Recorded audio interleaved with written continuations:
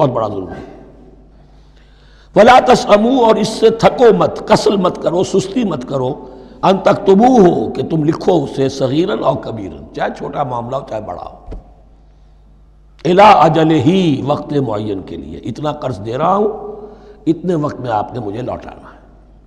اس کے بعد آپ بڑھا سکتے ہیں، آپ دیکھ سکتے ہیں، اسے مزید مہلت دے سکتے ہیں، ایسے ہی حالات ہیں تو آپ معاف بھی کر سکتے ہیں، لیکن یہ کہ جب لکھنا ہے، حکم دیا جا رہا ہے تو اس میں اجل معین ہو، الی اجلہ، اور اس میں چھوٹے بڑے کی تفریق نہ کرو، چاہے چھوٹا مسئلہ ہو بڑا لکھ لو۔ ذالکم اقسط عند اللہ، یہ اللہ کے نزدیک بھی زیادہ مبنی بر انصاف ہے، واقوم للشہادہ، اور گواہی کے لیے زیادہ قوی ہوگا اور زیادہ درست ہوگا۔ لکھی ہوئی شے ہوگی تو اب معاملہ جو ہے بہت واضح رہے گا، ورنہ زبانی یادداشت کے اندر کہیں کہیں جو ہے تعبیر ہی میں فرق ہو جاتا۔ وعدنا اللہ ترتابوا، اور یہ اس کے بہت قریب ہے کہ تم بھولو گے نہیں، الا ان تکون تجارۃ حاضرۃ تدیرونھا، الا یہ کہ کوئی لین دین ہو، تجارت ہو جو حاضر ہوتی ہے دست بدست، آپ نے سودا دیا، اس نے پیسے دے دیے، اب کیش میں وہ دے دیجئے یا آپ دینا چاہیں تو، ورنہ یہ شریعت میں لازم نہیں ہے۔ اگر ایسا دست بدست کا معاملہ ہے تو پھر یہ ہے کہ وہ تو ہو گیا ایکسچینج، وہ مال جو ہے دکاندار نے مال دیا، آپ نے پیسے دے دیے، اس کے لکھنے کی ضرورت نہیں ہے۔ الا ان تکون تجارۃ حاضرۃ تدیرونھا بینکم، تو اگر وہ تجارت ہو کہ نقد تمہاری چلتی ہے، آپس میں لین دین ہو رہا ہے، فلیس علیکم جناح الا تکتبوھا، تو کوئی حرج نہیں ہے تم پر کہ اسے نہ لکھو۔ واشہدوا اذا تبایعتم، اور گواہ بنا لیا کرو جب کوئی مستقبل کا سودا کرو۔ یہ بیع سلم جو ہوتی ہے یہ مستقبل کا سودا ہے، قرض کا سودا ہے۔ بیع سلم بھی ایک طرح کا قرض ہے۔ آج آپ طے کرتے ہیں کسی شخص سے، کسی کاشتکار سے، زمیندار سے، کہ اگلا موسم جو آئے گا فصل کا، گیہوں کی فصل کا، تو اتنے روپے من کے حساب سے 500 من گندم میں آپ سے لوں گا، یہ بیع سلم کہلاتی ہے، اور اس میں لازم ہے کہ پوری قیمت ابھی ادا کر دیں۔ لیکن اس میں بھی کہ اس وقت آپ کو اتنی گندم دینی ہے، اس کو لکھوا لو اور اس پر 2 گواہ بنا لو۔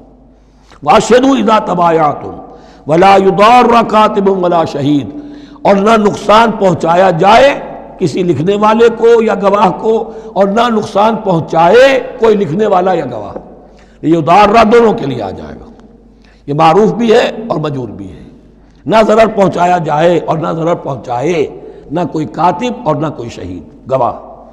وَإِن تَفْعَلُوا، اگر تم ایسا کرو گے، نقصان پہنچاؤ گے، فَإِنَّهُ فُسُوقٌ بِكُمْ، تو یہ تمہارے لیے بہت بڑے گناہ کی بات ہوگی۔ وَاتَّقُوا اللَّهَ، اللہ سے ڈرو، وَيُعَلِّمُكُمُ اللَّهُ، اللہ تمہیں تعلیم دے رہا ہے، وَاللَّهُ بِكُلِّ شَيْءٍ عَلِيمٌ، اللہ ہر چیز کا علم رکھنے والا ہے۔ یہ ایک آیت ہوئی ہے، آخری پارے کی میرا خیال 4 5 6 صورتیں جمع کر لیں تو جا کر ہی ایک آیت کا حجم برابر ہوگا۔ جو میں نے کہا تھا کہ آیات کی تعیین توقیفی ہے، یہ ہمارے حساب کتاب سے، گرامر سے، منطق سے، علم بیان سے کسی سے کوئی تعلق نہیں اس کا۔ وَإِن كُنتُمْ عَلَىٰ سَفَرٍ، اور اگر تم سفر پر ہو، وَلَمْ تَجِدُوا كَاتِبًا، اب وہاں کوئی لین دین کا معاملہ ہو گیا، قرض کا ہو گیا، کاتب کوئی ہے نہیں، فَرِحَانٌ مَقْبُوضَةٌ، تو کوئی گروی شے رکھ لو قبضے میں، فلاں شے آپ کے قبضے میں رہے گی، آپ اتنے پیسے مجھے دے دیجئے، میں جب یہ واپس کر دوں گا اپنی چیزیں آپ میری چیز مجھے لوٹا دیجیے گا۔ یہ رہن ہے مقبوضہ، لیکن رہن سے کوئی فائدہ اٹھانے کی اجازت نہیں، وہ سود ہو جائے گا۔ اگر مکان رہن رکھا گیا ہے، قبضہ تو ہوگا اس کا، لیکن یہ کہ وہ اس کا کرایہ نہیں لے سکتا، کرایہ مالک کو جائے گا، اس سے کوئی استفادہ نہیں کر سکتا اس مال سے۔ رہان مقبوضہ۔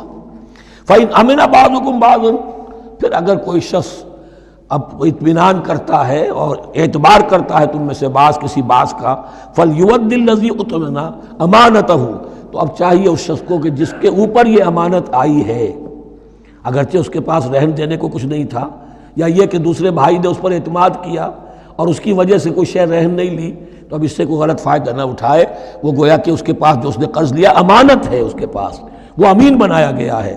فَلْيُؤَدِّ الَّذِي اؤْتُمِنَ أَمَانَتَهُ، کہ اپنی امانت واپس لوٹائے، وَلْيَتَّقِ اللَّهَ رَبَّهُ، اور ڈرے اللہ سے جو اس کا رب ہے۔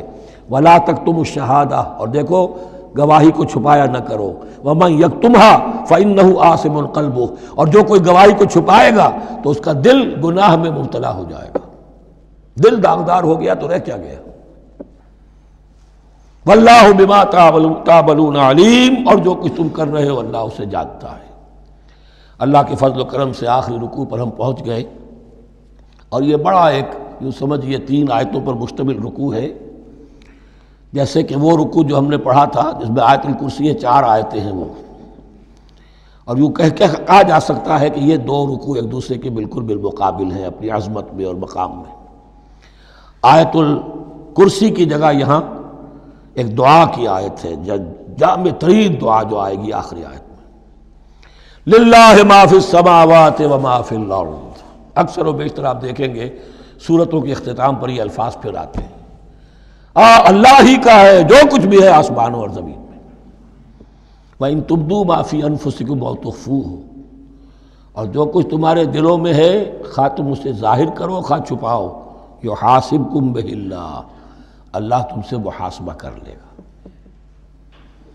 تمہاری نیتیں اس کے علم میں ہیں۔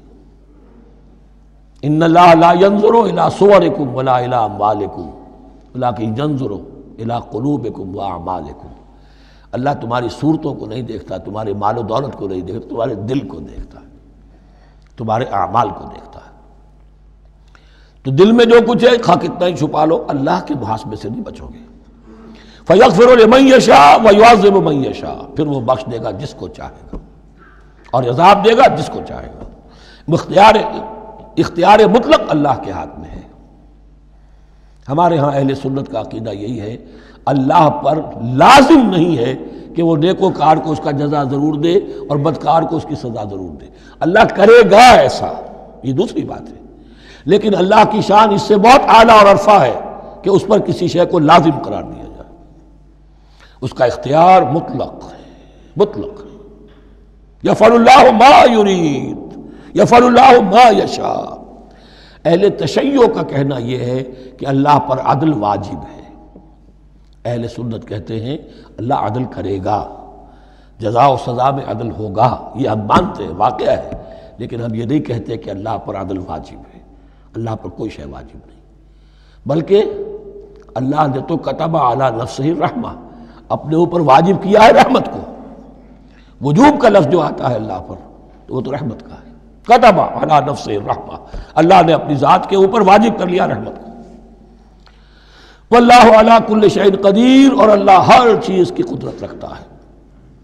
آمن الرسول بما انزل الیہ من ربہ والمؤمنون، ایمان لائے رسول صلی اللہ علیہ وسلم اس چیز پر کہ جو نازل کی گئی ان کی جانب ان کے رب کی طرف سے۔ غور طلب بات ہے، یہ بڑا باریک نکتہ ہے۔ نبی پر جب وحی آئی ہے کیسے پہچان لیا کہ یہ بدروح نہیں ہے، یہ جبرائیل ہے؟ آخر کوئی اشتباہ بھی تو ہو سکتا تھا، پہلا تجربہ تھا، اس سے پہلے نہ آپ نے کہانت سیکھی، نہ آپ نے کوئی اور اس طرح کی نفسیاتی ایکسرسائزز کی، آپ تو کاروباری آدمی تھے، ایک بہت ہی بھرپور زندگی گزار رہے ہیں، اہل و عیال والے ہیں، کاروبار کر رہے ہیں، آئی ایس لیول کا کاروبار ہے، تو فطرت جو ہے وہ پہچانتی ہے۔ نبی کی فطرت وہ اتنی پاک اور صاف ہوتی ہے کہ اس کے اوپر کوئی بدروح کا کوئی اثر ہو ہی نہیں سکتا۔ بہرحال ہمارے لیے بڑی تسکین کی بات ہے کہ اللہ تعالیٰ نے رسول کے ایمان کے تذکرے کے ساتھ ہمارے ایمان کا تذکرہ کیا۔ آمن الرسول بما انزل الیہ من ربہ والمؤمنون، ایمان لائے رسول صلی اللہ علیہ وسلم اس چیز پر جو نازل کی گئی ان کی جانب ان کے رب کی طرف سے، اور ایمان لائے صاحب ایمان۔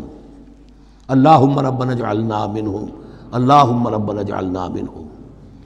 کل آمن باللہ وملائکتہ وکتبہ ورسلہ، یہ دوسرا مقام ہے سورہ بقرہ کے اندر جس میں ایمان کے جو اجزاء ہیں ان کو گنا گیا ہے۔ کچھ یاد ہے آیت البر، لیس البر ان تولوا وجوہکم قبل المشرق والمغرب ولکن البر من آمن باللہ والیوم الآخر والملائکۃ والکتاب والنبیین، یہاں بھی اسی طرح ہے، کل آمن باللہ وملائکتہ وکتبہ ورسلہ لا نفرق بین احد من رسلہ، اور یہ تیسری مرتبہ بات آ گئی ہے کہ رسولوں کے درمیان کوئی تفریق نہیں کی جائے گی۔ کہاں؟ پہلے تو آیا تھا 16ویں رکوع میں لا نفرق بین احد منہم ونحن له مسلمون، اور اس سے بھی پہلے آیا تھا والذین یؤمنون بما انزل الیک وما انزل من قبلک، وہ لوگ جو ایمان رکھتے ہیں اس پر بھی جو ہے نبی آپ پر نازل کیا گیا اور اس پر بھی جو آپ سے پہلے نازل کیا گیا۔ لا نفرق بین احد من رسلہ، ہم اس کے رسولوں میں سے کسی کے مابین کوئی تفریق نہیں کرتے۔ تفضیل اسی صورت میں ثابت ہے، تلک الرسل فضلنا بعضهم علی بعض منهم من کلم اللہ ورفع بعضهم درجات